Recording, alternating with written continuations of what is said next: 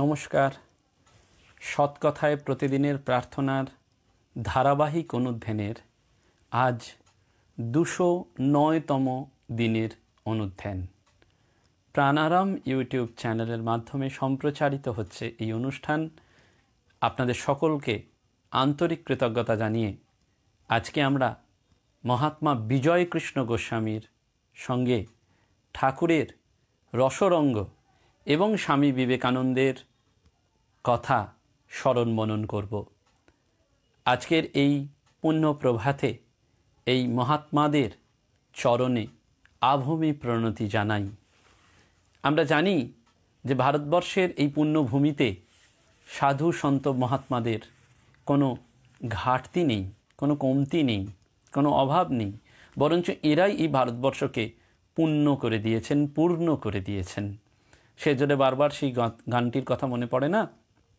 কোথায় গেলে আমার সকল দেশের রানী, আমার এই দেশ সকল দেশের রানী, আমাদের কোথাও গেলে আমরা এই ভারতবর্ষের মতন দেশকে যেন পাবো না। সেই সূত্র ধরে আমাদের বারবার একটু ইতিহাসটিকে যদি স্মরণ করে নিই, তাহলে জানা যায় যে আমাদের নরেন্দ্রনাথের জন্ম 1259 বঙ্গাব্দ আর বিজয়কৃষ্ণের জন্ম 1248।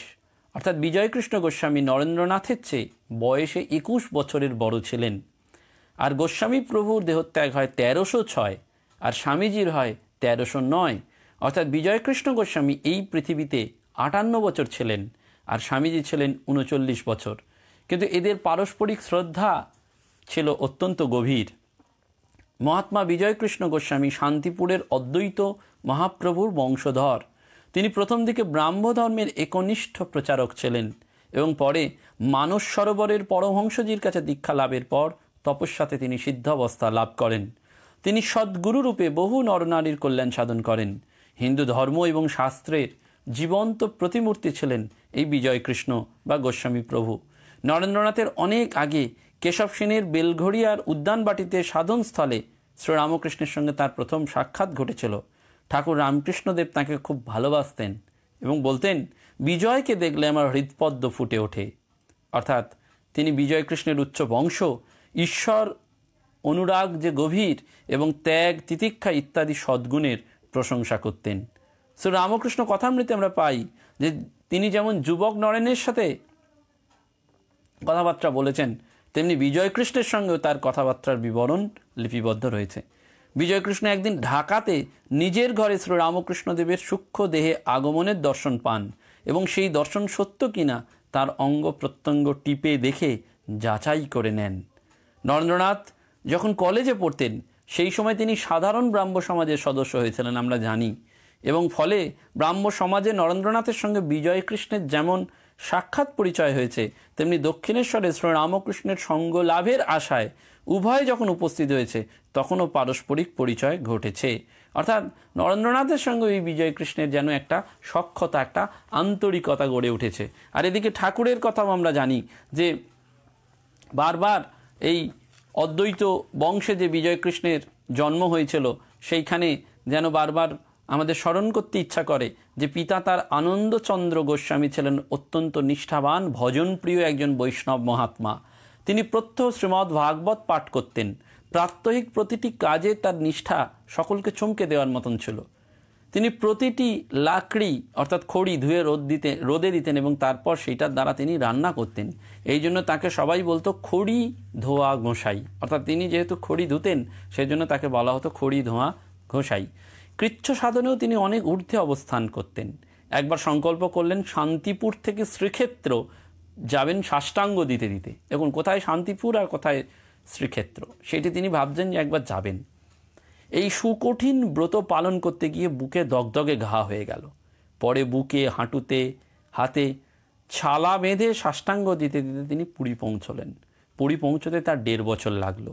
ঈশ্বরের প্রতি এই গভীর নিগুড় শ্রদ্ধা ভক্তির পরাকাষ্ঠা থেকে তিনি শ্রীক্ষেত্র থেকে যখন প্রত্যাবর্তন করলেন তখন তার সহধর্মিণী গর্ভবতী হলেন এবং শিকারপুরের দহকুল গ্রামে ছিল তার বাপের বাড়ি।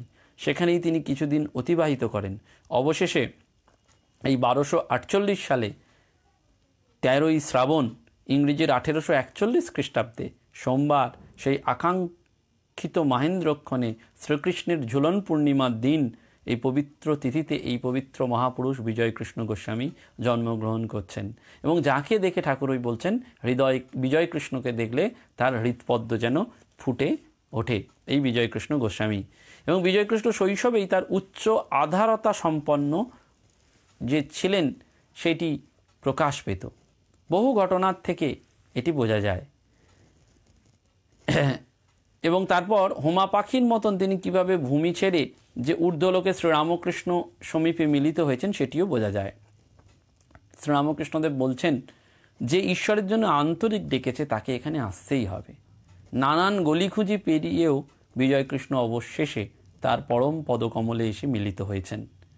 শান্তিপুরের এক চরিত্রহীন মহিলা, সে সকলের ঘৃণার পাত্রী, কিন্তু সকল বিপদ তুচ্ছ করে বিজয়ের মা তাকে নিজের বাড়িতে আশ্রয় দিয়েছিলেন। দীক্ষা দিয়ে তিনি তার নবজীবন লাভে সহায়তা করেছিলেন। চারিত্রিক পরিবর্তন হয়েছিল এই মহিলাটির। ভগবত আরাধনার মধ্যে দিয়ে তার দিন কাটত, কিন্তু তিনি মাঝে মাঝে আক্ষেপ করতেন অন্য এক পতিতার জন্য। বলতেন ওকে কেউ এক ঘটি জলও দেয় না। শিশু বিজয় শুনে বলেছিলেন ঠাকুরের প্রসাদ নিয়ে দিয়ে আসুক না ওকে। মহিলাটির লোক অপবাদের ভয়ে গেলেন না। শিশু বিজয় চললেন এক থালা প্রসাদ নিয়ে সেই পতিতার বাড়ি। গলির ভেতরে গিয়ে নাম ধরে ডাকছেন। ওই মহিলার ডাক শুনে বেরিয়ে এলেন এবং বললেন, কে রে? দাদা গোসাই। 5 বছরের শিশু প্রসাদের থালা বাড়িয়ে দিলেন ওই মহিলার হাতে। এই সমস্ত ঘটনা থেকে বোঝা যায় যে সত্যি সত্যি তার যে জীবন, ওই যে হোমা পাখির মতন কিভাবে সেই মানুষের জন্যে তার জীবনটি যেন উৎসর্গীকৃত হয়েছিল। আরেকটি ঘটনা বলা হচ্ছে, বিজয়ের বয়স তখন 9 বছর। কোনো এক সমারোহের অনুষ্ঠানে নিমন্ত্রিত হয়ে এসছেন অনেকে তার বাড়িতে। এক বাবাজি দরজায় দাঁড়িয়ে 2-3 বার খাবার চাইলেন। তাকে বলা হলো, অপেক্ষা করুন, ব্রাহ্মণ ভোজন হয়ে গেলে আপনাকে দেয়া হবে। বাবাজি অপেক্ষা না করেই চলে যাচ্ছিলেন। বিজয়কৃষ্ণ বাড়ির ভেতরে গেলেন। এক বৈষ্ণব প্রসাদ না পেয়ে চলে যাচ্ছেন, ক্ষুধিত হয়ে খাবার চাইছেন। খাবার রয়েছে, দিয়ে দেবো, এতে আবার ব্রাহ্মণ শূদ্র কি? সকলে বললেন, বাবাজিকে একটু বসতে বলো তো। বিজয় এসে দেখছেন বাবাজি চলে গেছেন। তিনি তাঁর পেছনে পেছনে দৌড়তে লাগলেন। অনুরোধ করা সত্ত্বেও বাবাজি শুনলেন না। অগত্যা তার ঠিকানা জেনে নিলেন বিজয়। তারপর ব্রাহ্মণ ভোজনের পর প্রসাদ নিয়ে জিজ্ঞাসা করে হাজির হলেন সেখানে। বলেন, বাবাজি প্রতিদিন কিভাবে সেবা চলে? ভিক্ষা করি, ভগবান যেদিন যেমন দেন সেরূপই জটে। বিজয় যতদিন বাড়িতে ছিলেন ক্ষুধা হলেই তাঁর কথা মনে পড়ত, আর শ্যামসুন্দরের প্রসাদ এনে বাবাজিকে দিতেন, না হলে আহারে তাঁর রুচি হতো না। ক্রমে তিনি বড় হয়ে শান্তিপুরের বিদ্যালয়ের পাঠ শেষ করলেন এবং বেদান্ত অধ্যয়নের জন্য তিনি কলকাতার সংস্কৃত কলেজে ভর্তি হন। ছাত্রাবস্থাতেই তিনি ব্রাহ্ম ধর্মে আকৃষ্ট হন। মহর্ষি দেবেন্দ্রনাথ ঠাকুরের কাছে তিনি দীক্ষা নেন এবং পরে কেশব সেনের সংস্পর্শে আসেন। ব্রাহ্ম সমাজের আচার্য হয়েছিলেন পরবর্তীকালে। এবং প্রচারক থাকাকালীন তার যে চারিত্রিক ঔদার্য কত বৃহৎ ছিল সেটির একটি ঘটনা। একদিন বেশ রাত করে মেছো বাজার দিয়ে তিনি বাসায় ফিরছেন। দেখছেন ফুটপাতে এক মেয়ে দাঁড়িয়ে, খুব ব্যস্ত হয়ে সে রাস্তার এদিক ওদিক তাকাচ্ছে। বিজয়কৃষ্ণ জিজ্ঞাসা করলেন, মা এত রাত্রে তুমি এভাবে দাঁড়িয়ে কেন? মেয়েটি বলল, 3-4 দিন কিছু রোজগার নেই, 2 দিন আমি কিছুই খাইনি। তার কথা শুনে বিজয় কেঁদে ফেললেন। বললেন, আরেকটু অপেক্ষা করো, দেখো ভগবান কিছু দেন কি না। এই বলে তিনি ব্রাহ্ম বন্ধুদের থেকে ঘুরে ঘুরে 5টি টাকা সংগ্রহ করলেন। 8 আনার খাবার, 2.5 টাকার একটা শাড়ি আর 2 টাকা নগদ নিয়ে মেয়েটির কাছে উপস্থিত হলেন। নমস্কার করে বললেন, মা এ খাবার নিয়ে গিয়ে খাও, আজ ভগবান এটাই তোমাকে দিলেন। এই বিজয়কৃষ্ণ এসেছিলেন ঠাকুরের কাছে দক্ষিণেশ্বরে। সেই দিনটি ছিল 27 অক্টোবর 1882। তখন তাঁর কেশব সেনের সঙ্গে মতবিরোধ। তিনি সাধারণ ব্রাহ্ম সমাজে যোগ দিয়েছেন। কেশবের কম বয়সী কন্যার বিবাহ দেওয়ার বিরুদ্ধে তিনি ছিলেন সোচ্চার। আর কেশব সেনও সেদিন এসছেন ঠাকুরের কাছে। ঠাকুর বলছেন, তোমাদের ঝগড়া বিবাদ যেন শিব ও রামের যুদ্ধ। রামের গুরু শিব, যুদ্ধও হলো, দুজনের ভাবও হলো, কিন্তু ভূতপ্রেত আর বানরগুলোর ঝগড়া মেটে না। বোঝাচ্ছেন যে লোকশিক্ষার জন্য চাপরাস চাই। চাপরাস না থাকলে আমি লোকশিক্ষা দিচ্ছি এইটিতে অহংকার হয়ে যায়। অর্থাৎ শ্রীরামকৃষ্ণ করে ডাইরেক্ট জায়গায় হিট করছেন। পূজনীয় স্বামী জ্যোতিষ্বরানন্দজি মহারাজের কথা মনে পড়ে যাচ্ছে। তাকে একজন ভক্ত মহিলা চিঠি লিখেছিলেন যে মহারাজ আমি জপ ধ্যান করতে পারছি না, কি করলে আমি জপ ধ্যান করব? পূজনীয় মহারাজ তার সেবককে ডেকে বললেন, চিঠিটাতে আমি শব্দ কতবার আছে একটু গোনো তো। সেবক গুনে গুনে বললেন মোটামুটি 48 বার আছে। তখন মহারাজ বললেন, যেখানে এত অহংবোধের প্রাবল্য সেখানে জপ ধ্যান হবে কি করে? আগে আমি তাকে সরাতে বলো। এই যে ঠাকুর বলছেন আমি লোকশিক্ষা দিচ্ছি, আমি প্রভুর অশেষ কৃপায় আমরা তার কথা একটু স্মরণ মনন করতে পারছি। আমাদের মুখ স্তব্ধ হয়ে যায়, আমাদের কণ্ঠ রুদ্ধ হয়ে যাবে যদি প্রভু কৃপা না করেন। তার কৃপাটায় বারবার আমাদের এটি মনে রাখতে হবে। এবং সেই জন্য আমি বারবার এই সৎকথায় প্রতিদিনের প্রার্থনায় বলি, আপনারা তো আপনাদের জন্য প্রার্থনা করবেন ভগবানের কাছে, কিন্তু একটিবার অন্তত আমার জন্য, এই অধ্যাপক অরিজিৎ সরকারের জন্য একটু প্রার্থনা করবেন, বিনীত প্রার্থনা করবেন, যাতে মহামায়ার মোহে পড়ে না যায়, অহং যেন না প্রবেশ করে। এই জন্য বলছেন, কেশব সেনের সঙ্গে নৌকোবিহার করতে গিয়েও বিজয় এবং কেশব দুজনের ভাব করে দিচ্ছেন ঠাকুর। বলছেন নানান উপমা সহকারে, কখনো রামের সাথে লবকুশের যুদ্ধ, কখনো মায়েঝিয়ে মঙ্গলবার, কখনো জটিলা কুটিলা, এইসব। তারপর বলছেন এরূপ হয়ে থাকে, যাই হোক তবু আপনার লোক, এই নিজের লোক। বলছেন এরম হতেই পারে। এবং 1882 সালের 14ই ডিসেম্বর বিজয়কৃষ্ণ আবার এসছেন ঠাকুরের কাছে। এখন তিনি একজন ব্রাহ্মণ সমাজের বেতনভোগী আচার্য। ঠাকুর বদ্ধজীব, মুক্তজীব, মুক্তজীব, মুমুক্ষু জীব, নিত্যজীব, এই সমস্ত জীবের কথা বলছেন। এবং তখন বিজয় তাকে জিজ্ঞেস করছেন, বদ্ধজীবের মনের কি অবস্থা হলে মুক্তি হতে পারে, অর্থাৎ বদ্ধজীব কেমন অবস্থায় গেলে মুক্তি লাভ করতে পারে? তখন ঠাকুর বলছেন তীব্র বৈরাগ্য চাই, তীব্র বৈরাগ্য ছাড়া বদ্ধজীব বেরোতে পারবে না। এবং সেই চাষির গল্পটি বলছেন যে একজন চাষি সারাদিন খেটে খুঁটে নদীর জল ক্ষেত জমিতে এনেছে, স্ত্রীর অনুরোধ সত্ত্বেও সে নাওয়া খাওয়া করেনি, জমিতে সেচ দিয়ে তারপর নিশ্চিন্ত হয়ে সে ভোঁস ভোঁস করে ঘুমোচ্ছে। আর আরেকজন চাষি, স্ত্রী যেই বলছে বেলা হয়ে যাচ্ছে চলো, সে সঙ্গে সঙ্গে চলে গেল, তার আর মাঠে জল আনা হলো না। এইটি হচ্ছে তীব্র বৈরাগ্য। এবং বিজয়কে আগের চেয়ে কম আসার কারণ জিজ্ঞাসা করাতে তিনি ব্রাহ্ম সমাজের কাজের কথা উল্লেখ করেছেন। বলছেন আসার ইচ্ছা থাকলেও স্বাধীন তিনি নন। ঠাকুর বলছেন কামিনী কাঞ্চন জীবকে বদ্ধ করে দেয়, স্বাধীনতা চলে যায়। উপমা হিসেবে জয়পুরের গোবিন্দজির কথা বলছেন, যে পূজারীরা বিয়ের গল্প এবং নিত্যানন্দ গোস্বামীর ছেলে বীরভদ্রের 1300 ন্যাড়া নেড়ির গল্পের কথা বলছেন। অর্থাৎ বিজয় যে তার আপনার লোক সেটি বোঝা যায়, কারণ আপনার লোক না হলে ঠাকুর তো তাকে এত বলবেন না। নিজের এই যে ঠাকুরের সাথে একটা আত্মিক সম্পর্ক হয়ে গেলেই ঠাকুর তাকে আপনার লোক বলছেন। এবং সেই জন্য তাকে বলছেন বিজয় কৃষ্ণ গোস্বামীকে, তুমি মাঝে মাঝে আসবে, তোমাকে দেখতে বড় ইচ্ছা করে, অবতারকে দেখতে ইচ্ছা করছে, সেজন্য তাকে বারবার আসতে বলছেন। এবং তারপর আচার্যের কাজ প্রসঙ্গে বলছেন, তার আদেশ পেয়ে লেকচার দিতে হয়। মানুষ সামান্য জীব, ঈশ্বরের সাক্ষাৎ শক্তি না পেলে আচার্যের এমন কঠিন কাজ করতে পারে না। এবং তার ফলেই বিজয়ের মনে দ্বন্দ্ব লেগে গিয়েছিল। আচার্যের অহংকার তাঁর চূর্ণ করতে লেগেছেন ঠাকুর। এবং ব্রাহ্ম সমাজে যে সমস্ত উপদেশ আদি হয় তাতে লোকের পরিত্রাণ হয় কিনা সেইটা ঠাকুরের মুখ থেকে তিনি শুনতে চেয়েছেন।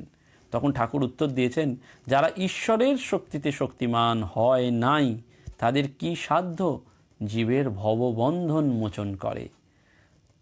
সেজন্য উপমা টেনেছেন যে ঢেঁড়া সাপের ব্যাঙ ধরার কথা, ব্যাঙেরও যন্ত্রণা সাপেরও যন্ত্রণা, কিন্তু জাত সাপ হলে 3 ডাকে চুপ। বিজয়ের গুরুগিরির মূলে তিনি কঠোরে সজোরে কুঠারাঘাত করেছেন শ্রীরামকৃষ্ণদেব, একেবারে বিজয়কৃষ্ণ গোস্বামীকে। এবং যেন নিজের অবস্থানটি বিজয়কৃষ্ণ বুঝতে পাচ্ছেন। এবং সেই জন্য বারবার পাকা ভক্তিতে তিনি সাকার নিরাকারের সাক্ষাৎকারের কথা যখন এসছে তখন প্রশ্ন করেছেন ঈশ্বর দর্শন কেমন করে হয়। তাতে ঠাকুর উত্তর দিয়েছেন, চিত্তশুদ্ধি না হলে ঈশ্বর দর্শন হয় না, হাজার চেষ্টা করো, তার কৃপা না হলে কিছুতেই হয় না। সার্জেন যদি কৃপা করে একবার আলোটি নিজের মুখের ওপর ধরে তবে তার মুখ দেখা যায়। এই উপমা শ্রীরামকৃষ্ণদেব দিচ্ছেন তাদেরকে। এবং বিজয়কৃষ্ণ বলরামের সঙ্গে সন্ধ্যায় নৌকা যোগে ফিরে যাচ্ছেন, কথামৃতে বিজয়কৃষ্ণের সঙ্গে ঠাকুরের ফের কথাবার্তা হয়েছে সিঁদুরিয়া পট্টির ব্রাহ্ম সমাজে 26শে নভেম্বর 1883। মণিলাল মল্লিকের বাড়ি, গয়া থেকে ফিরেছেন বিজয়। সেখানে অনেক দিন নির্জন বাস এবং সাধু সঙ্গ হয়েছিল। পরনে তার গৌরিক বাস, অন্তর্মুখ অবস্থা। ঠাকুর তাকে দেখেই বলছেন, বিজয় তুমি কি বাসা পাকড়েছ? অর্থাৎ এবার বাসা পাকনানোর গল্প বলছেন ঠাকুর। দুজন সাধু ভ্রমণ করতে করতে একটি শহরে এসে পড়েছে। একজন হাঁ করে শহরের বাজার দোকান এইসব দেখছে, আর অপরজনের সাথে সেই সময় দেখা। সে বলল, তুমি হাঁ করে শহর দেখছো, তল্পি তল্পা কোথায়? প্রথম সাধুটি বললে, আমি আগে বাসা পাকড়ে তল্পি তল্পা রেখে ঘরে চাবি দিয়ে নিশ্চিন্ত হয়ে বেরিয়েছি। এখন শহরের রং দেখে বেড়াচ্ছি, তাই তোমায় জিজ্ঞেস করছি তুমি কি বাসা পাকড়েছ? এই যে কোনো জায়গায় গেলে আমাদের বাসা পাকড়ানোর ব্যাপারটি এখান থেকেই এসে যায়। অর্থাৎ ঠাকুর কিন্তু যেন জানিয়ে দিচ্ছেন তুমি ওই বাসাটা পাকড়েছ কি না। তারপর মাস্টারমশাই এবং অন্যান্য ভক্তদের দিকে তাকিয়ে ঠাকুর বলছেন, বিজয়ের এতদিনে ফোয়ারা চাপা ছিল, এইবার খুলে গেছে। অর্থাৎ ঠাকুর যেন বিজয় কৃষ্ণের বিষয়কর্মের ভাব অপসারিত হয়ে যাচ্ছে। এই যে ফোয়ারা খুলে যাচ্ছে, চাপা ছিল এতদিন খুলে যাচ্ছে, অর্থাৎ বিষয়ের বড্ড জ্বালা, মুক্ত বাতাস ঢুকতে দেয় না, সেই বিষয়কর্মের ব্যাপারটা অপসারিত হচ্ছে, সেইটি বোঝাতে চাইছেন। এবং সেই জন্য বিজয় কৃষ্ণকে তিনি বলছেন শিবনাথ শাস্ত্রীর ঝামেলার কথা। এবং সেই প্রসঙ্গে তিনি ভাগবতের সুন্দর গল্পটি উপমা বলছেন যে অবধূতের চিলকে গুরু বানানোর কাহিনী। মাছ ছেড়ে দিতেই কাকগুলোর জ্বালাতন থেকে সে রেহাই পেয়ে গেল। অর্থাৎ অবধূত বুঝলো যতক্ষণ মাছ ততক্ষণ কর্ম, আর কর্মের জন্য ভাবনা, আর সেইখান থেকেই চিত্তে অশান্তি। তারপরেই তিনি বলছেন এই পোটলা পুটলির কথা, লোটাওয়ালা সাধুর কথা, এই সমস্ত কিছু কিন্তু বিজয়কৃষ্ণ গোস্বামীকে শ্রীরামকৃষ্ণদেব বলছেন। 25শে মে পঞ্চবটির চাতালে বসে আছেন কেদারনাথ চট্টোপাধ্যায় এবং বিজয়কৃষ্ণ। মাস্টারকে ঠাকুর বলছেন, দেখো কেমন দুজনকে মিলিয়ে দিয়েছি। কামিনী কাঞ্চন ত্যাগের উপদেশ দিচ্ছেন গৃহীভক্ত কেদারকে এবং মহাত্মা বিজয়কৃষ্ণ গোস্বামী। সে উপদেশ আমাদের জন্যে, সকলের জন্য। বলছেন, এই কামিনী কাঞ্চনী আবরণ, তোমাদের তো এত বড় বড় গোঁফ, তবু তোমরা ওইতেই রয়েছ বলো, মনে মনে বিবেচনা করে দেখো। বিজয় অকপটে স্বীকার করে বলছেন, আজ্ঞে তা সত্য বটে। ঠাকুর তখন কাপ্তেনের কথা তুললেন, বললেন গাড়ি ভাড়া চাইতেই ওর স্ত্রী কিরকম কেয়া হুয়া করতে লাগলো। শেষে কাপ্তেন বললেন রামচন্দ্র দত্তই দেবেন। অর্থাৎ সবাই কেমন মেয়ে মানুষের বশ, এই দৃষ্টান্তটি দিয়ে ঠাকুর দেখাচ্ছেন। এদিকে গীতা ভাগবত বেদান্ত সব কাপ্তেনের আয়ত্ত, কিন্তু তার বশ সেইটি। আবার দৃষ্টান্ত দিচ্ছেন, বড়বাবুর হাতে অনেক কর্ম, কিন্তু করে দিচ্ছেন না। একজন বললেন গোলাপিকে ধরো তবে কর্ম হবে। এই গোলাপি হচ্ছে বড়বাবুর রাঁড়। অর্থাৎ শ্রীরামকৃষ্ণ একেবারে উপমা দিয়ে বুঝিয়ে দিয়ে যাচ্ছেন যে কিভাবে ভগবানের কাছে পৌঁছানো যায়, কিভাবে আসলটি এই অনিত্য জগৎ সংসারে নিত্য বস্তুটি কি। এবং সেই জন্য বারবার শ্রীরামকৃষ্ণ বলছেন, কেল্লায় যখন গাড়ি করে গিয়ে পৌঁছালাম তখন বোধ হলো যেন সাধারণ রাস্তা দিয়ে এলাম। তারপর দেখি যে 4 তলার নিচে চলে গেছে। অর্থাৎ মানুষ বুঝতে পারে না কত নিচে নেবে চলে যায়। যাকে ভূতে পায় সে জানতে পারে না যে তাকে ভূতে পেয়েছে। সেভাবে আমি বেশ ভালোই আছি। বিজয়কৃষ্ণ হেসে তখন বলছেন, রোজা মিলে গেলে তো রোজা ঝাড়িয়ে দেবেন। ঠাকুর তখন বলছেন সে ঈশ্বরের ইচ্ছা, এবং কামিনী কাঞ্চন নিয়ে থাকলে নেশায় কিছু বোঝা যায় না। এইসব ঠাকুর বারবার বলে দিয়ে যাচ্ছেন বিজয়কৃষ্ণ গোস্বামীকে। এবং প্রেমের ঠাকুর এই জ্ঞানযোগী বিজয়ের মধ্যে প্রেমটাও সঞ্চার করে দিচ্ছেন। 19শে সেপ্টেম্বর 1884 রাধিকা গোস্বামীর সঙ্গে ঠাকুরের কথাবার্তায় সেই প্রমাণ আমরা পাচ্ছি। হরি বলতে বলতে বিজয় এখন মাটিতে পড়ে যান। কীর্তন ধ্যান নিয়ে সব সময় থাকেন, গেরুয়া পড়ে থাকেন, আর ঠাকুর বিগ্রহ দেখলে একেবারে সাষ্টাঙ্গ প্রণাম করেন। এত উদারতা, এত সরলতা। সরল না হলে ঈশ্বরের কৃপা হয় না। 26শে সেপ্টেম্বর 1884 কথামৃতের পাতা ঠাকুর বিজয়কে উপদেশ দিচ্ছেন, বলছেন আন্তরিক হলে সংসারেও ঈশ্বর লাভ করা যায়। আমি মনে মনে ত্যাগ করতে বলি, সংসার ত্যাগ করতে বলি না। এই যারা আমরা মানুষ, সংসারের তাপিত মানুষ, যারা ওই তব কথামৃতম শুনে শান্তি পাই, তব কথামৃতম মানে ঈশ্বরের কথা, ওই গোপী গীতার কথা, ভগবানের কথা, সেইটি অমৃত। তব কথাই অমৃত কথা, সেইটি শুনে যারা শান্তি পায়, তারা অনেক সময় মাঝে মধ্যে ভাবি যে এই সংসারটা ছেড়ে দিলেই বোধহয় ভালো হয়। ওই বলছেন কি শ্রীরামকৃষ্ণদেব আন্তরিক হলে সংসারে থেকেও তাকে লাভ করা যায়। আমি মনে মনে ত্যাগ করতে বলি, সংসার ত্যাগ বলি না। বিজয়কৃষ্ণকে শ্রীরামকৃষ্ণদেব এই উপদেশ দিচ্ছেন। অর্থাৎ কি উপদেশ দিচ্ছেন? আন্তরিকতা ফার্স্ট। সেকেন্ড কি বলছেন? আন্তরিকতা হলে সংসারেও ভগবান লাভ করা যায়। অর্থাৎ ভগবান লাভ যদি জীবনের উদ্দেশ্য হয়, তার জন্য সংসার না সন্ন্যাস সেটা রিকুইজিশন নয়। রিকুইজিশনটি যেটি সেটি আন্তরিকতা, এবং সেই আন্তরিকতাটা আসবে কোথা থেকে? মনের ত্যাগ। মনে মনে যদি ত্যাগ হয়, সংসার ত্যাগ নয়।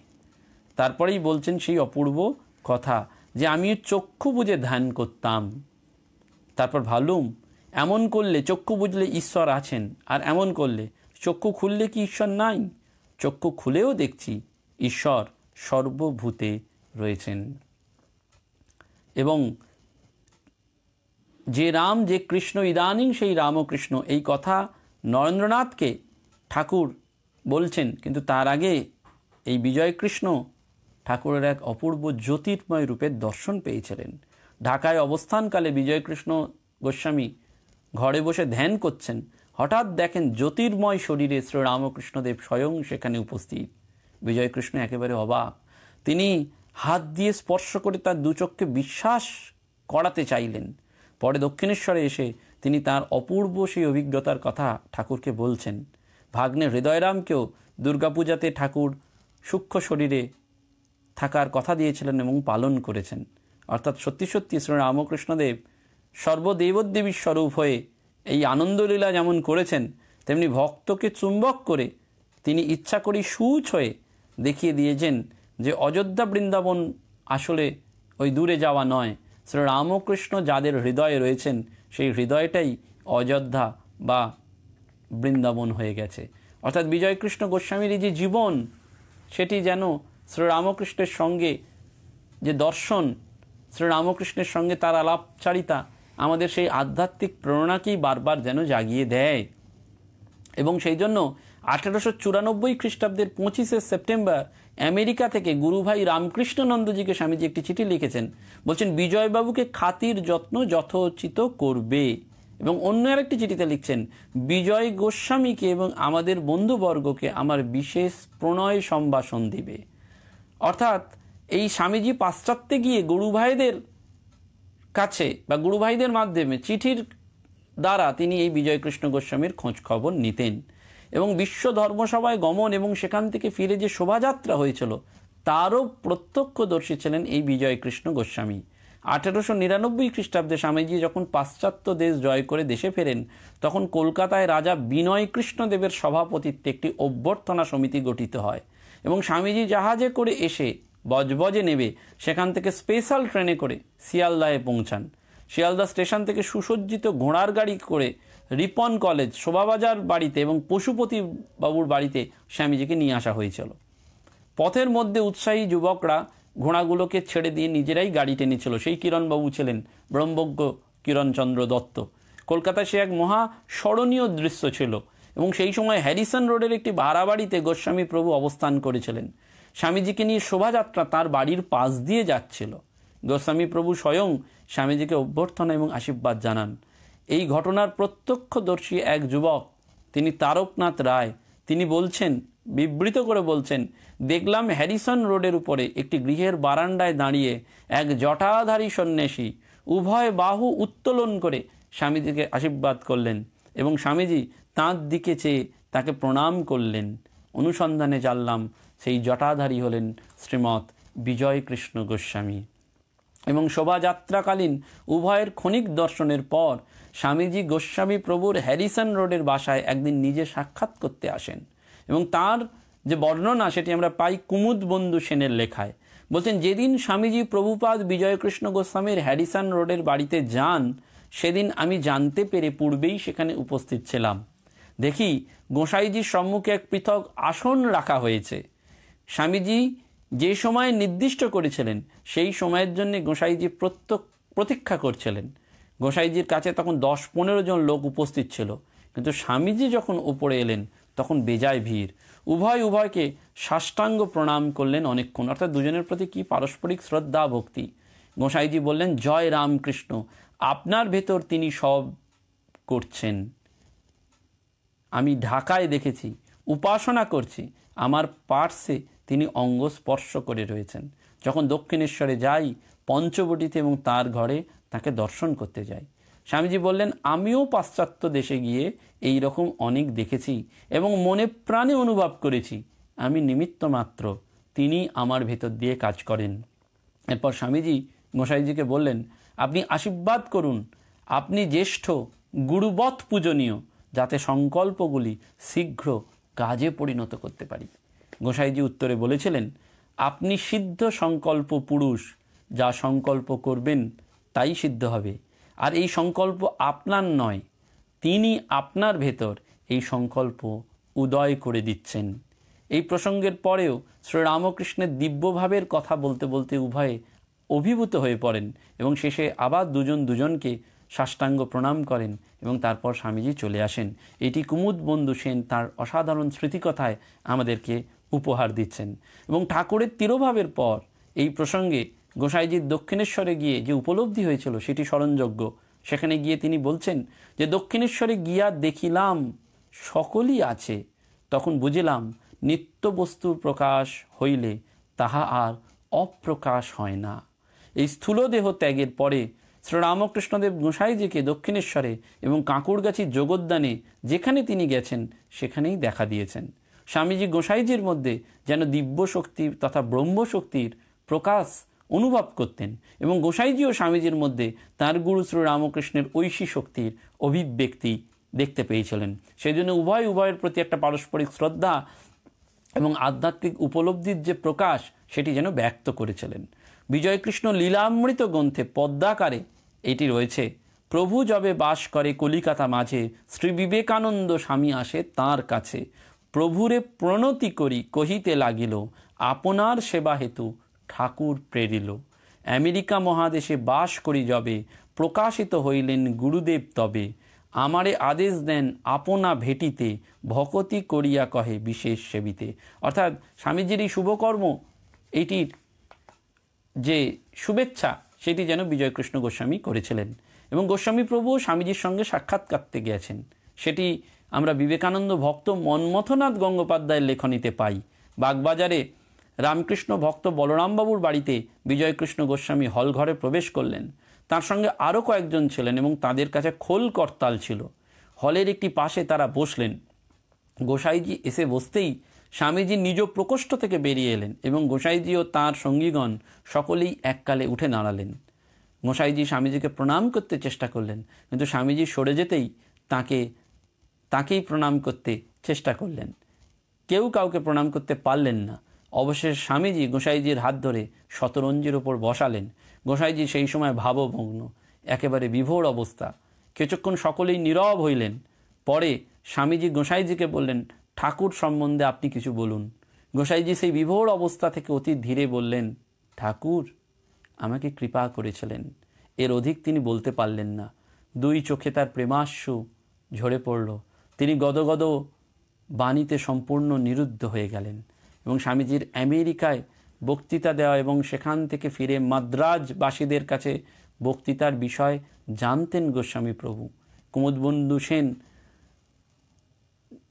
যার পিতার সঙ্গে গোসাইজির পরিচয় ছিল, তিনি উদ্ধৃতি দিচ্ছেন, শ্রী বিজয়কৃষ্ণের শিষ্য সতীশ সরকার মহাশয়ের সঙ্গে গোসাইজিকে দর্শন করতে চাই। তিনি আমার স্বর্গত পিতাকে চিনতেন এবং সস্নেহে বললেন, তুমি প্রসন্নের ছেলে? গোসাইজির ওখানে দেখেছি, নিত্য সন্ধ্যাকালে সংকীর্তন হতো এবং গোসাইজির ভাব বিহ্বল নৃত্য দেখে মুগ্ধ হয়েছিলাম। একদিন দেখি গোস্বামী মহাশয় একাগ্র মনোযোগ সহকারে স্বামীজির মাদ্রাজ ভাষণের পাঠ শুনছেন এবং মাঝে মাঝে বলছেন, সব ঠিক শাস্ত্র যুক্তি অনুসারে। আবার স্বামীজির শিকাগো ধর্ম মহাসভায় বিখ্যাত বক্তৃতা গোসাইজি নিজে যেমন পড়েছেন তেমনি অপরকেও পড়তে দিয়েছেন। ওই কুমুদবন্ধু সেনের লেখায় পাওয়া যাচ্ছে যে কুমোরটুলির সুবিখ্যাত কবিরাজ গঙ্গাপ্রসাদ শ্রেণীর বাড়িতে প্রভুপাদ বিজয়কৃষ্ণ গোস্বামী কিছুদিন অবস্থান করেছিলেন এবং শিকাগো ধর্ম মহাসভায় স্বামীজি যে বক্তৃতা প্রদান করেন এবং আমেরিকাবাসীর ওপর তার যে অপূর্ব প্রভাব, স্বামীজির বাগ্বিতা শক্তির যে প্রভাব, সেই রকম একটি পুস্তিকা গোসাইজির আদেশে দর্শনার্থীদের মধ্যে বিতরণ করা হয়েছিল। এবং গোস্বামী প্রভুর শিষ্য বরিশালের জননায়ক স্বদেশী আন্দোলনের নেতা অশ্বিনী কুমার দত্ত ডন সোসাইটি এবং বিখ্যাত ডন পত্রিকার সম্পাদক ছিলেন। তিনি অগ্রণী পুরুষ এই আচার্য সতীশচন্দ্র মুখোপাধ্যায়, বাগ্মী বিপিনচন্দ্র পাল, নবশক্তি পত্রিকার সম্পাদক মনোরঞ্জন গুহ ঠাকুরতা, এরা সবাই স্বামীজির সঙ্গে পরিচিত ছিলেন। অর্থাৎ মহাত্মা বিজয়কৃষ্ণ গোস্বামী এবং যুগপুরুষ বিবেকানন্দ দুজনেরই শ্রীরামকৃষ্ণকে কেন্দ্র করে মিলন ঘটলেও তারা নিজ নিজ কর্মক্ষেত্র পৃথক হলেও তপস্যা এবং আধ্যাত্মিক শক্তির দ্বারা ভারত আত্মাকে জাগরণের জন্য এবং ভারতবর্ষের সনাতন ধর্মের যে মহান সত্য সেইটিকে তুলে ধরার জন্য একটি গুরুত্বপূর্ণ ভূমিকা নিয়েছিলেন, যেটি চিরকাল স্মরণ মনন হয়ে থাকবে। অর্থাৎ তিনি স্বামীজি যেমন শ্রীরামকৃষ্ণের প্রধান শিষ্যরূপে তার ভাবধারাকে সনাতন ভাবধারাকে ভারতবর্ষের সনাতন ভাবধারাকে বিশ্বের মধ্যে ছড়িয়ে দিয়েছিলেন, তেমনি বিজয়কৃষ্ণ গোস্বামী তিনিও অদ্বৈত মহাপ্রভুর বংশধর হয়ে যেন সেই একই ত্যাগ তপস্যা সনাতন ধর্মকে ভারতবর্ষের মধ্যে জাগ্রত করেছিলেন। এই দুই মহাত্মা মিলে গেছেন শ্রীরামকৃষ্ণের কাছে, শ্রীরামকৃষ্ণ যেন তাদের মিলিয়ে দিয়েছিলেন। এই জন্যে ঠাকুরকে প্রণাম জানিয়ে, বিজয়কৃষ্ণ গোস্বামী এবং নরেন্দ্রনাথকে প্রণাম জানিয়ে আজকের এই অনুধ্যান এখানেই শেষ করলাম। সৎকথায় প্রতিদিনের প্রার্থনায় আমাদের এইটিই যেন বারবার স্মরণ মনন থাকে, যে আধ্যাত্মিক যে শক্তির কথা আমরা শুনলাম সেটি তপস্যা ত্যাগ এর মধ্যে দিয়েই আমাদের এগিয়ে যেতে হবে। পারস্পরিক শ্রদ্ধা বিশ্বাস নিয়ে আমাদের এগিয়ে যেতে হবে। সকলকে প্রণাম জানিয়ে আজকের অনুষ্ঠান এখানেই শেষ করলাম। নমস্কার, ধন্যবাদ।